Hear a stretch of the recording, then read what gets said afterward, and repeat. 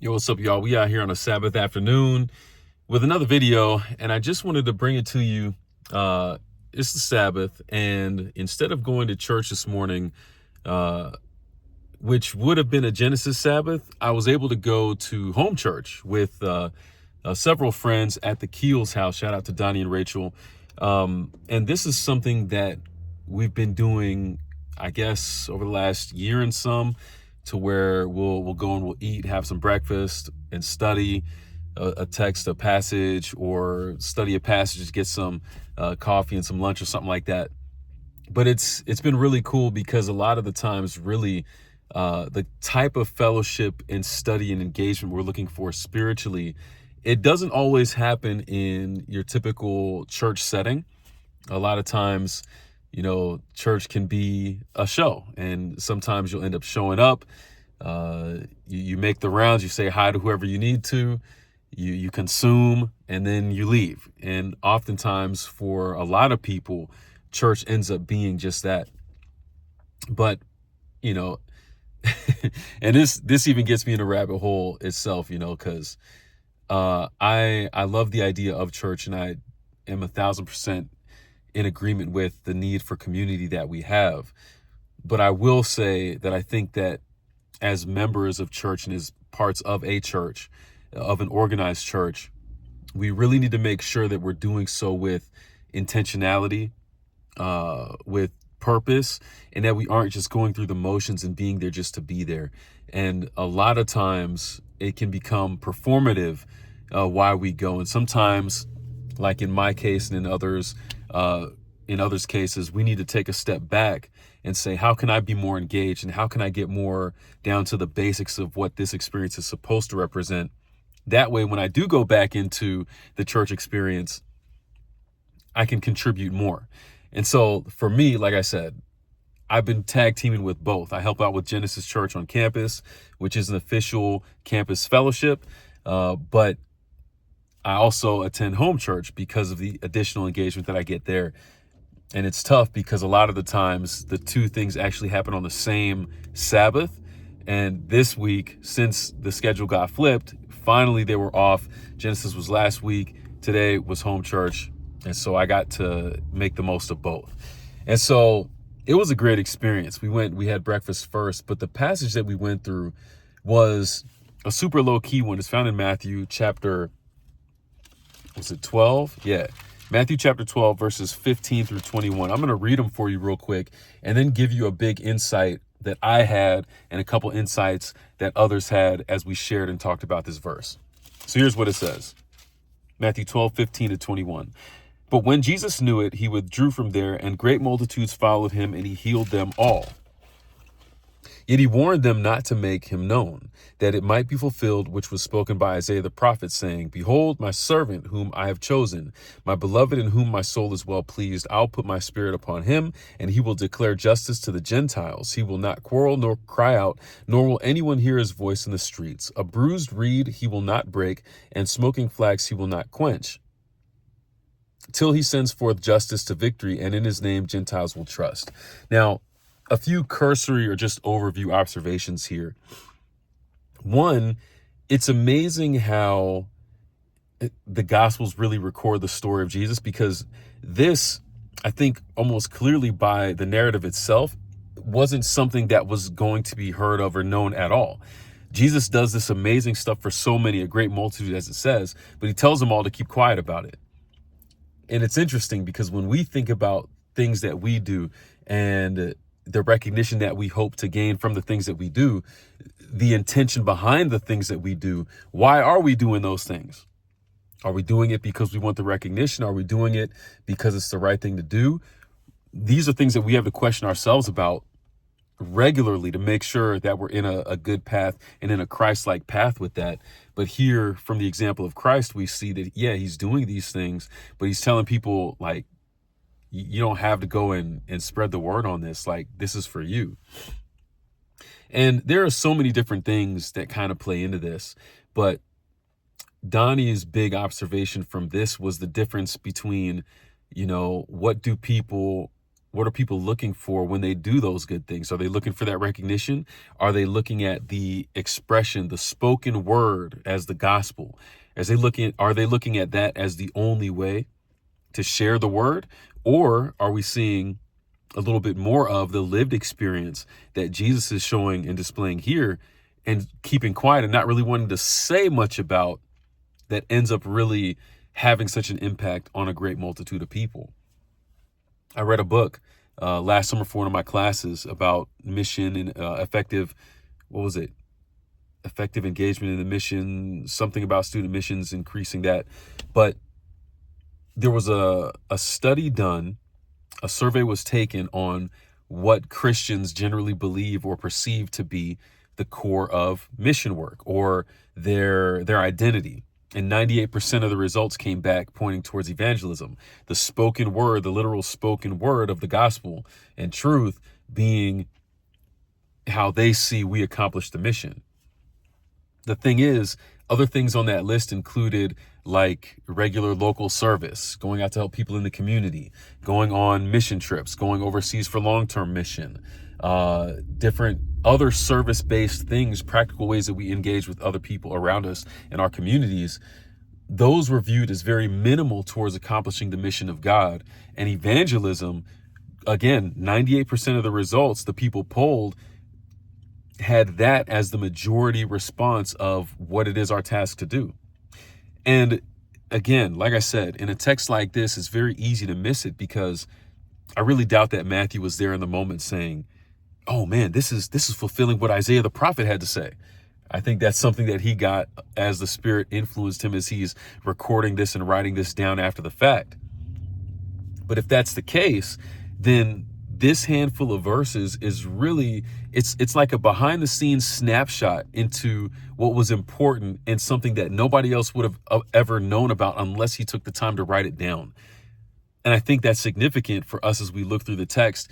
We spend so much time looking at the words of Christ and the preaching that he did, which is impactful and it's awesome and it's powerful, but it isn't all that he did. And to heal a great multitude, it took longer to heal the great multitude probably than it took me to read that one verse where it said that Jesus he healed all of them in the great multitude. That's amazing. But we read past it in one verse and we think, oh, that's just what it was. Let me get to it. Well, what were the words? What did he say? Yeah, what did he say? But how did he live? And when it comes to us as Christians and people who believe in the gospel truth, I think we also have to ask ourselves the question. It isn't just about what we're saying, because a lot of people can say certain things and live completely differently. But are we living in a way where we don't even have to speak and the message is still coming across clearly? That's the question. This goes right into, I think, the big observation that I had, because we had the question, what's the thing that's standing out to us, the thing that we want to take with us into the following week? And I had actually been reading a book yesterday, a chapter in it that was specifically talking about this difference between the pursuit of leadership and accolades and recognition, adoration, versus being a servant. And it's ironic, because when we look at the people who are chosen and called to do certain things, we would say that people are chosen and called to be leaders. Very rarely, if ever, and I'm going to say I've never heard anybody say I was chosen to be a servant. But here in verse 18, it says, behold, my servant whom I have chosen. So what is it that God is calling people to do? Who is God calling people to be? Those who serve, not those who have this self-perception of being this leader that is doing all these great things, but somebody who is just saying, here's where I am, here's the place where I am, and I am here to serve. That's a game changer. Nobody, if you ask them, nobody's out here saying, I want to be chosen to be a servant. Everybody wants to be chosen for this thing, that thing, the next thing, right? But God is saying, and the fulfillment of prophecy is happening here by somebody being chosen as a servant. That's big time. That's big time. Because if we claim that Jesus is our example and somebody that we want to live under the inspiration under, and someone that we want to model, and yet The recognition is in the fact that he was chosen to be a servant and that he was a servant that was chosen. What does that say about me and how I view my position and how I view my impact and how I view my contribution to the gospel message and God's ongoing mission? I think that's huge. You know, we think about the political climate. This was brought up as well. And I'm not going to go too deep into it, right? But for those who are happy about who got voted into the presidential office, a lot of them are not saying, behold, the servant who got chosen. They're saying, look at this great leader who was chosen. And again, the irony is that this particular side and this particular portrayal of this political party at this moment in time is trying to put up this person as this religious, spiritual leader, when here the person that was chosen was the servant. So you almost have to ask yourself, as you consider the contrast of what's happening here, where's the serving? Where is what people are doing to benefit other people? Is it about making myself great again, or is it about what can I do to help uplift everyone else? It's a big difference. And like I said, I'm not going too deep into that, but you can see it and you can study and you can research it for yourself. You know what I'm saying? But this idea of being a servant, it's not something that people strive to be. There's no one out here saying, let me be the best servant. But maybe that's more along the lines of where our hearts and minds should be. Where I am here and now, is it about striving for that next position, that next title, that next accolade? Or is it about saying, wherever I am in this moment, how can I serve? How can I give? And how can I contribute something else to the betterment of somebody else, as opposed to just thinking about my own status, my own symbol, and my own game? It's a game changer.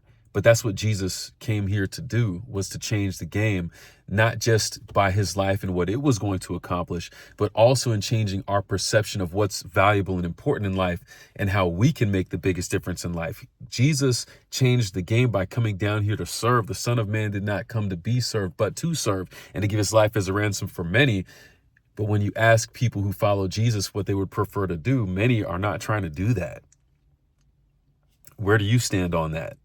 Does it make you think about how you can change? I'm not saying that you got to admit or just start telling everybody you're willing to give up your life right now. That's not what I'm saying. But does it make you question how you can be a better servant of other people and how you can take steps in the direction of being so selfless that you're willing to give more for the sake of others than you are right now? Are you at least open to that question? I think that's what this shows us here. And, you know, when it comes down to it, I think we see, if we look at the example of Christ, that this is, again, what made the biggest impact and what made the greatest change. Jesus, by being a servant, ended up leading. And it wasn't because he was trying to be a leader. He was trying to be a servant, and he succeeded with that. Now, I think the book that I was reading yesterday also said something to the effect of a quote by an actor about, if you're trying to be the most interesting person, you have to be the most interested person. So it's not about just starting out with trying to say, well, what can I do to make myself more interesting? It's about investing more in other people. And because you do that, there's a reciprocal impact that draws in people being interested in you. That's what Jesus did. He expressed interest in every single member of humanity, from the highest of the high status-wise to the lowest of the low.